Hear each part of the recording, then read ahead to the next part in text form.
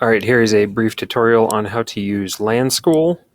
So when you are logged into the computer between 15 and 16 in the tech lab, you will see, look down here in your system tray, you'll look for this little ring, the green ring. I will go ahead and click on that. It'll open up LANSchool for you. This is your console. You can see everybody that is logged in, and you can see the current activity on their screen. If you go ahead and hit F5 on your keyboard, that will give you a refresh. And it takes a moment, but you'll be able to see what they are currently working on. There we go.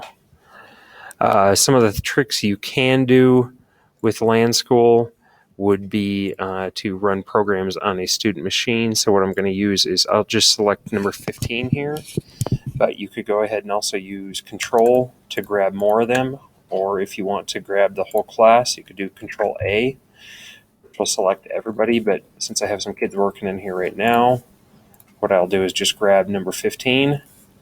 And I have a list in an email that I will send out of some of the pieces of software, the commands to run those. Some of those have quotation marks around the entire thing, or some have them fallen off the end. Grab exactly what it is on that line. So if it has quotes, you'll want to grab all the quotes. So I'm going to go ahead and run Tux Paint on this machine. So I'm going onto my other screen right now and copying and pasting that out. And I will go up to Administer and Run Program on Student Machine. Once I click that down here, I'm going to paste in from that email the full UNC path to that piece of software, and I will click OK. It'll take just a moment to get that fired up.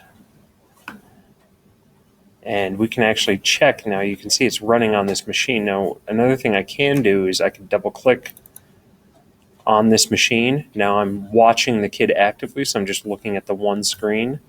If you want to take control over that machine from the student, up here under Control, you can click the arrow next to it and click Remote Control. And now I'm actually working on that student machine. And there is a bit of a lag across the network, about a quarter to a half a second.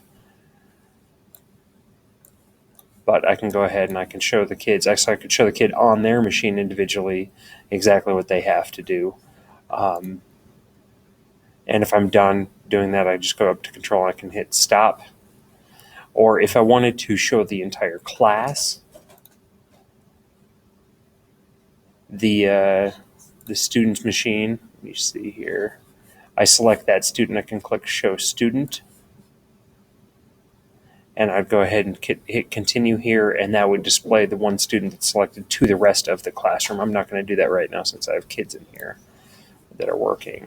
Other things you can do under Administer, you could log off students. So if you did a Control A and grabbed the whole class, you can log out the entire class. We don't, powering on the computers, we don't have that set up, I believe, correctly, so don't worry so much about that. But also underneath the Run Program on Student Machine, you can throw URLs in there, and they do have to have the full HTTP or HTTPS in the URL for the kids to actually, for them to open, and they'll just open up through their default browser, which should be Chrome in most cases in this lab. So if I'm just putting an ABC into this dialog box, it'll go ahead and it's going to open up. You'll see with this student.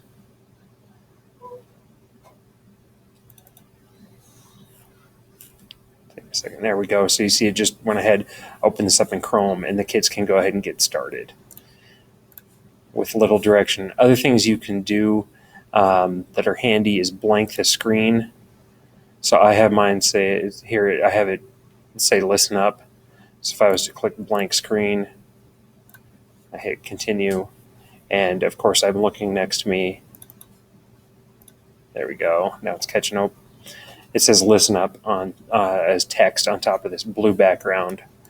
And I just go to unblank screen when I'm done. Other things you can do is you could turn off the web. So if you have kids working on software and you don't want them getting on the internet, up here on the limit web, you could say block all, Or if you want to go ahead and configure that, you could, and I have this set up for my 7th graders that don't want to do the right thing.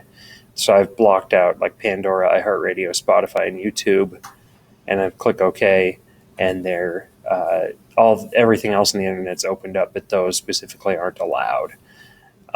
Or you can only open it up to the 1 or 2 sites you want the kids to work on, which is also kind of handy if you have them doing a few different activities.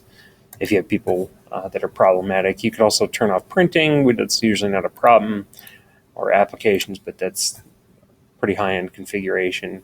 The other thing is, instead of showing a student, you could show yourself. So if you have something set up for a class that you want to demonstrate, you can also, in addition to having it on the projector, you could have it broadcasting your screen directly in front of all the kids, and they don't have control of their machine while you're doing that.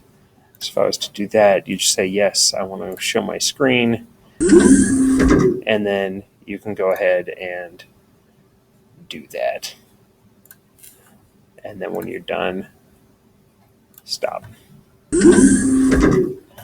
And that's a pretty brief tutorial on how to use LANSchool.